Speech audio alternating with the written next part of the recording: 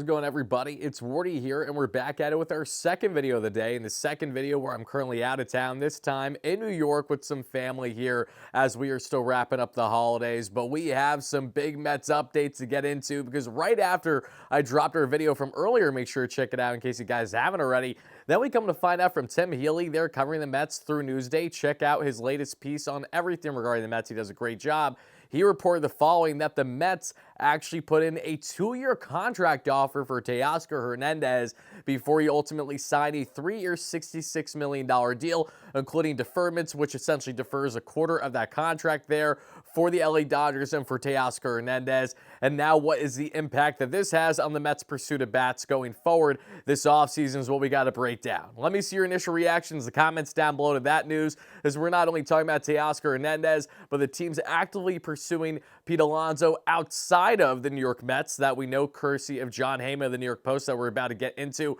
Alex Bregman, the latest on his market. Jesse Winker, Anthony Santander. Folks, let's dive in right here, right now, because we first see this report from Tim Healy of Newsday, then Will Salmon of The Athletic, who does a fantastic job on the beat for the Mets through The Athletic. He is a great friend here on the channel as well. Make sure to check out his continued work there as he does a fantastic job. And Will went on to say how actually Teoscar Hernandez, in his latest piece here, I'll have a link down below in the description of this video, he stated how Teoscar Hernandez was at the top of the Mets' short-term bat option list. So the Mets, who did actively pursue Jock Pearson on around a 1-year deal or so, Jock signing a multi-year deal there that we saw with the Texas Rangers. Now we see Teoscar Hernandez, who had a preference to go back to the World Series champion LA Dodgers, understandably so, and deferred essentially a quarter of his contract or close to ensure that he would be going back to the LA Dodgers. Made endless sense. I fully expected Teo to go back there, so that didn't shock me. Just stings a little bit more after they already landed Michael Conforto. So Conforto's essentially their Kevin Kiermaier, their Jason Hayward type outfielder this offseason, when Conforto's better, has higher upside, and we all know how sweet that swing can be. But I digress. I'm not here to talk about Conforto as I am about Teoscar Hernandez and its Mets pursuit, because what does it tell you?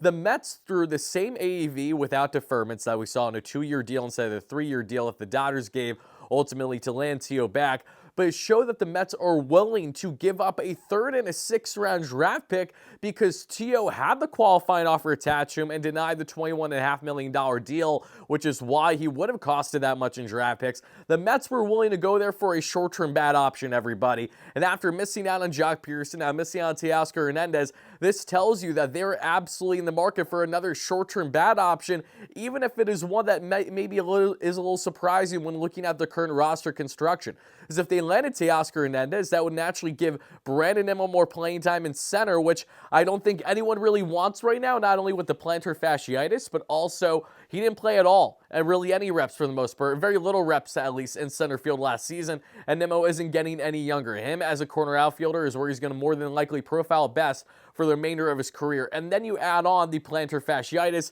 still lingering and rehabbing from that throughout the course of the offseason, having to take shots and all those types of things. So when looking at the defensive construction of everything, Teo makes more sense in the DH role than he even does in the corner outfield, because he is not a plus defender by any means. Like Juan Soto, he has a lot of defensive downside. And if that were to be the case, would that further incline the Mets to trade Starling Marte?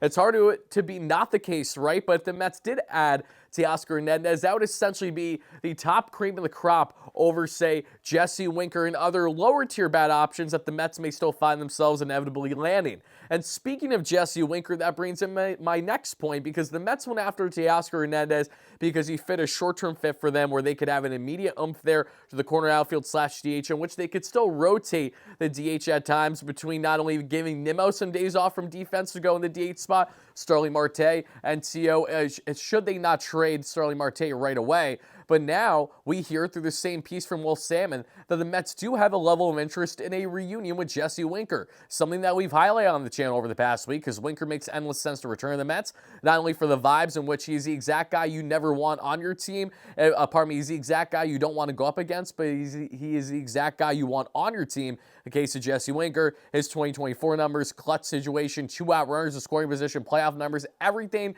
The most important statistics for a player, Jesse Winker, was beyond proficient. efficient in last season, and he just had that flair for the dramatic and really embodied what it meant to be a Met as a guy that was a longtime villain against his fan base in a lot of ways, going back to the 2019 season there with the Cincinnati Reds and Jose Iglesias at the time.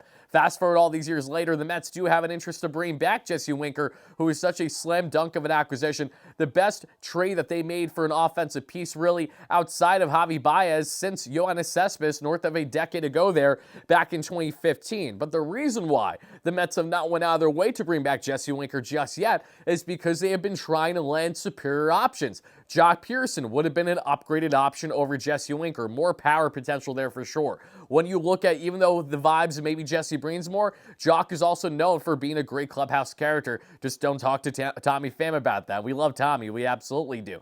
Then you look at Teoscar Hernandez. He would have been a massive upgrade. Teoscar Hernandez over Jesse Winker, it's night and day in the immediate impact that they would have at times. But Jesse Winker, he is no slouch. He would be a perfect fit to reunion with this Mets team. He can play corner outfield, get platoon DH reps as well. Makes more sense as a platoon DH there with Starling Marte. And if the Mets do say bring Alonso and Bregman in, then you can worry about that then on maybe having more of an emphasis to trade Marte, because Winker already has limited playing time with Vientos being more of a standalone DH, because he'd be boxed to only that position essentially. The Mets do in fact find themselves going down that route. Now, Anthony Santander is a name that a lot of Mets fans have been asking about, and as much as I like Santander, I think he's a very unique switch hitter, certainly a more unique option than most other free agent bats that we've seen in the market this year. But for Santander, he's been looking for a contract anywhere from 4 or 5+ years, which is why I'm sure the Mets haven't been too heavy in his market right now. But I also wouldn't be shocked if the Mets do find themselves actively in his market before ultimately settling on Winker. Because with the way that the markets are currently going, it feels like Santander and Alonso are clearly the big bats left outside of Bregman. So these are the next big dominoes to fall. Then we will see the Winkers and other more mid to lower tier options where they have upside, but they also need to be on the right team fit in order to make sense.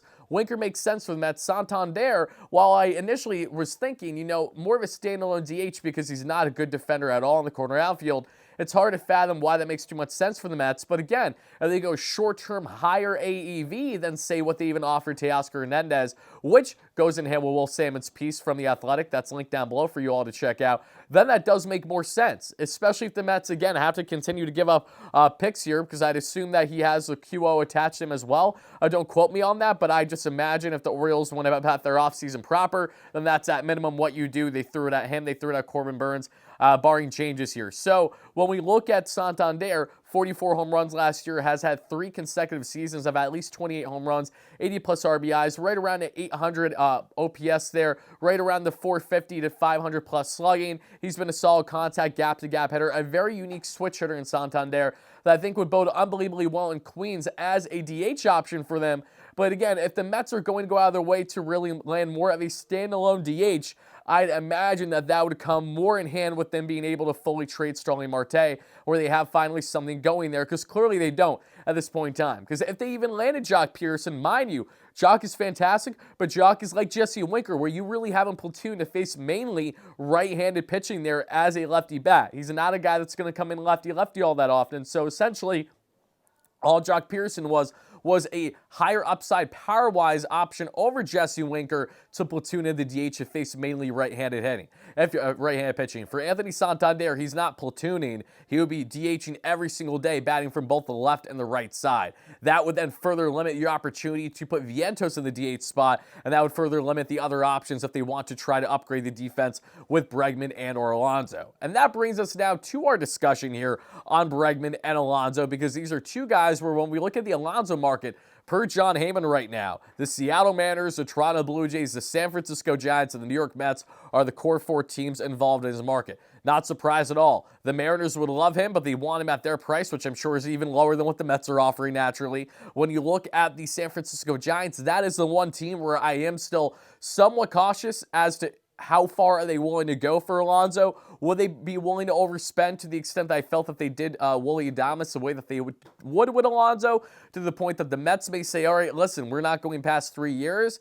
Maybe, it's possible, but Carlos Baerga, who apparently reported 3 years, $90 million, also said that the Yankees offered a 2+ year deal to Torres, and he said no to go to Detroit instead. When that was actually refuted today, we found out further reporting that the Yankees did not send an offer into Gleyber Torres before signing with the Detroit Tigers, which is why I tell you guys, when it comes to Bayerga and other sources out there. Take it with a grain of salt, because at times you just don't know what to believe versus what not. They get things right and they don't, which makes it very frustrating because there is not enough consistency there to say, oh my goodness gracious, this person is unbelievably credible right away, when that simply isn't true. But in the case of Alonso, the Mets are one of at least 4 teams actively involved in this market, but we know that there are all these teams have kind of their uphill battle with Alonso, along with Alonso just feeling inevitably like the best fit to come back to the Mets here. So when we look at all those options, the Giants are the ones that concern me the most personally. When I look at the Blue Jays, to an extent too, but is Toronto going to overspend then to make it basically abundantly clear that, hey, Vladdy,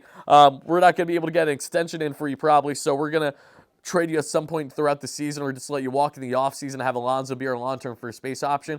I just feel like that would create more havoc there, and I think the Blue Jays are just involved because they're desperate for any help for their team next season. They're willing to go great lengths to do that, and that goes in hand with the Blue Jays in the pursuit here of Alex Bregman. That's why I'm not writing them off at all to land either of these big bats at the end of the day, only because Toronto's unbelievably desperate. They know that this is their win-now window, or essentially they have to go more in this retool, which are inevitably going to have to go down with Vladdy, Bo, and everything standing with their contract status is. But in the case of the pursuit of Alex Bregman, the Boston Red Sox, especially after losing out on Teoscar Hernandez, they're heavily involved in the Bregman sweepstakes, I'm sure. The Mets are heavily involved in the Bregman sweepstakes that we know. A couple other teams, including the Detroit Tigers, we just don't know if it's as strong as what it was before. With Gleyber Torres now landing in that infield, if that changes anything in their dynamic and their ability to spend for Scott Harris or not. And then when you look at a couple other teams that are out in the market, again, not a lot that I feel are Bregman suitors, but a couple out there. And just I'd say at least one where there could be a level of desperation where maybe, just maybe, they go the lengths to pry one, if not both, these players away from the Mets. I do not foresee a world this offseason where the Mets wrap up their offseason without Alonso and Bregman. I foresee them to land at least one of them at minimum. At this rate, I do think that Jesse Winker will find himself coming back to the Mets just with everything's currently looking, unless somehow, some way, they do land Anthony Santander, short-term higher AAV. Wouldn't shock me at this point, and I would be in favor of it. I'm always in favor of upgrading this offense right away. But how would it go about the rest of this offensive configuration, especially if you're still going heavily after both Bregman and Alonso? That's where things get a bit tricky, in my opinion. So Mets fans, let me know how you feel in the comments down below on the latest with not only the Teoscar Hernandez pursuit, what it meant in regards to where they're currently linked with Jesse Winker, along with Alonso, Bregman, and everything in their current markets. Be on the lookout, folks. Once we have more news, more rumors, everything on the Mets front this offseason, we will have you covered here right back on the platform on WardyNYM. Thank you guys again for watching. Let us know your thoughts down below. And as always, no matter what, let's go Mets, baby. Peace out.